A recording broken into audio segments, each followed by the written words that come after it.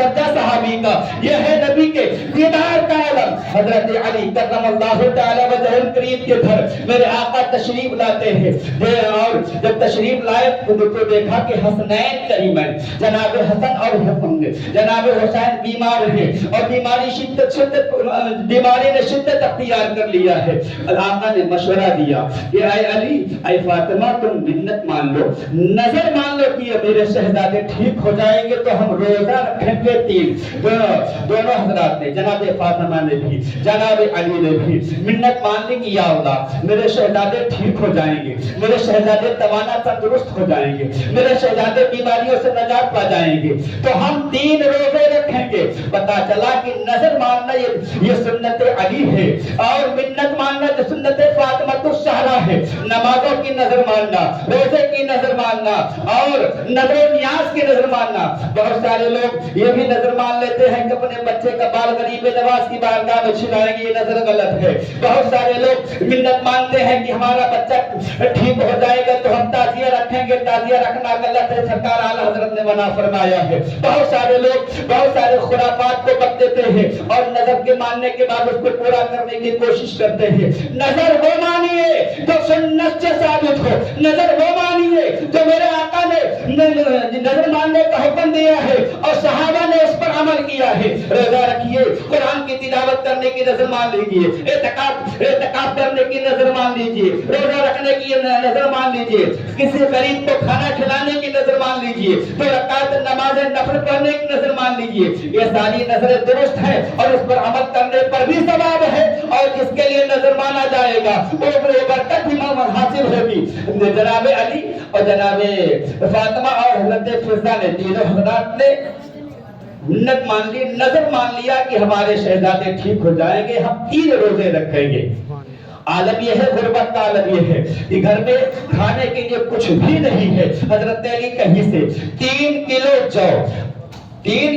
جو ادھار لے کر کے آئے، اور اس کے بعد جب افطاری کا وقت ہوا تو 3 روٹیاں بنائیں گے، حضرت علی کے لیے، حضرت فاطمہ کے لیے، حضرت فضہ کے لیے۔ اور جیسے ہی افطاری کا وقت ہوا، سورج غروب ہونے کا وقت ہوا، تب تک ایک آنے والا سائل آیا اور اس نے کہا میں سائل ہوں، میں بھوکا ہوں، مجھے کھانا کھلا دو۔ جناب فاطمہ اٹھی اپنی روٹی دے دیتی ہے، حضرت علی اٹھے اپنی روٹی دے دیتے ہیں، جناب فضہ اٹھی وہ اپنی روٹی دے دیتی ہے۔ تینوں حضرات نے اپنی روٹی اس آنے والے سائل کو دے دیا، لیکن تینوں حضرات نے پانی سے افطار کر لیا، کھانا کچھ نہیں کھایا، کوئی چیز نہیں کھائی، پانی سے افطار کر لیا اور پانی ہی سے سحری کر لیا۔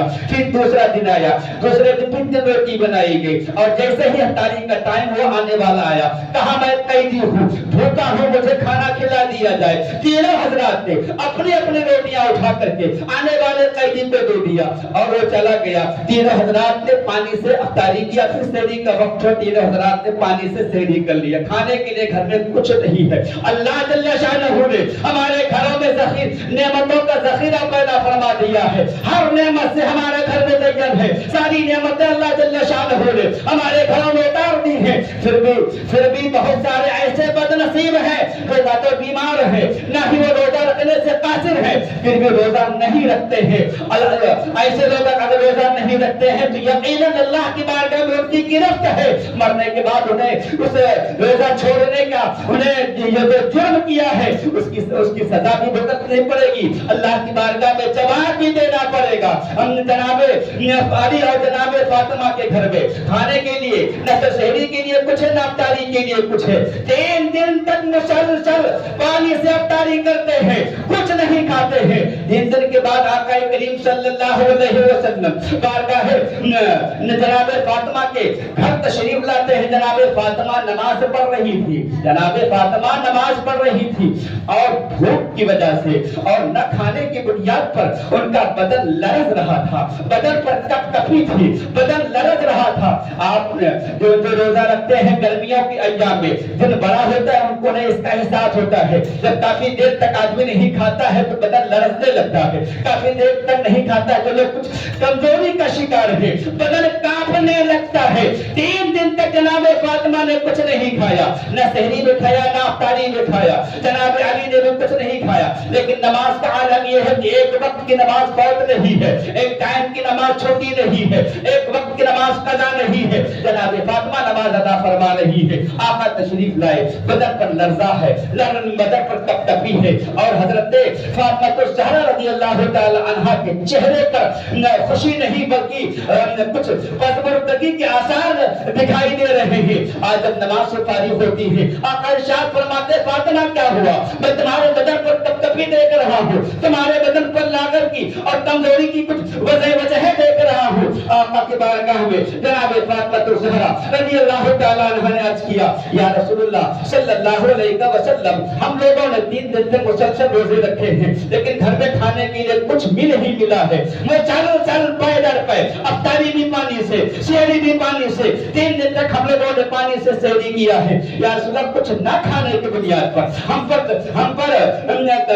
نقاہت آ گئی ہے، اور کمزوری کے سبب ہمارا بدن لرز رہا ہے، اور کمزوری کی وجہ سے بدن کانپ رہا ہے۔ ابھی جناب فاطمہ میں اور حضور اکرم صلی اللہ علیہ وسلم کے درمیان گفتگو ہو رہی تھی، محض کلام ہے، تب تک جبریل امین اپنے بلبل سدرا، روح الامین اپنے مکان سدرا کو چھوڑتے ہیں، بارگاہ مصطفیٰ میں حاضر ہوتے ہیں، اور قرآن مقدس کی آیت پڑھ کر کے سناتے ہیں، وَيُطْعِمُونَ الطَّعَامَ عَلَىٰ حُبِّهِ مِسْكِينًا وَيَتِيمًا وَأَسِيرًا۔ اے نبی کے گھر والے، اے نبی، اے پیارے آقا صلی اللہ علیہ وسلم، آپ صلی اللہ علیہ وسلم کی اہل بیت کا یہ مقام ہے کہ جنہوں نے اللہ کو راضی کرنے کے لیے، مولا کو خوش کرنے کے لیے اللہ کی رضا میں 3 دن تک کھانا اپنے غریبوں کو دے دیا ہے، محتاجوں کو دے دیا ہے، یتیموں کو دے دیا ہے، قیدیوں کو دے دیا ہے۔ اور اللہ جل شانہ نے جو ان سے امتحان لیا ہے، وہ امتحان لینے والا کوئی اور نہیں تھا، وہ میں تھا۔ میں بھکاری بن کر کے آیا تھا، میں سائل بن کر کے آیا تھا، میں یتیم بن کر کے آیا تھا، میں قیدی بن کر کے آیا تھا، اور ہر دن آنے کے بعد ان کے دربار میں سوال ہی کرتا تھا، میں ایک سائل ہوں، بھوکا ہوں، اپنا کھانا مجھے دے دو۔ میں سائل ہوں، میں قیدی ہوں، میں بھوکا ہوں، اپنا کھانا مجھے دے دو۔ میں یتیم ہوں، میں سہارا ہوں، اور بھوکا ہوں، مجھے کھانا اپنا دے دو۔ تینوں حضرات نے ہر دن کا کھانا اللہ کی رضا کے لیے، مصطفیٰ کی خوشنودی کے لیے، ان تینوں حضرات نے اپنا کھانا 3 دن تک مجھے دے دیا ہے۔ میں یتیم سائل بن کر کے اور بھکاری بن کر کے اور ان کے بارگاہ کا گدا بن کر کے ان کی بارگاہ میں حاضر ہوا ہوں، اور اللہ جل شانہ ان کا امتحان لے رہا تھا، ان کی آزمائش لے رہا تھا، اور آپ کے اہل بیت، آپ کے گھر والے امتحان میں کامیاب ہو گئے ہیں، امتحان میں مکمل ہو گئے ہیں۔ اللہ جل شانہ نے قرآن مقدس کی آیت دے کر کے مجھے بھیجا ہے، رب نے ارشاد فرمایا ہے، وَيُطْعِمُونَ الطَّعَامَ عَلَىٰ حُبِّهِ مِسْكِينًا وَيَتِيمًا وَأَسِيرًا۔ جو لوگ اپنے کھانا، جو لوگ اللہ کی محبت میں یتیموں کو، قیدیوں کو اور اسیروں کو کھانا کھلاتے ہیں، اللہ ان سے راضی ہے، اللہ ان سے خوش ہے، رب ذوالجلال ان سے خوشی کا اظہار فرماتا ہے، اور اللہ کے اس امتحان میں یہ سارے کے سارے لوگ کامیاب ہیں۔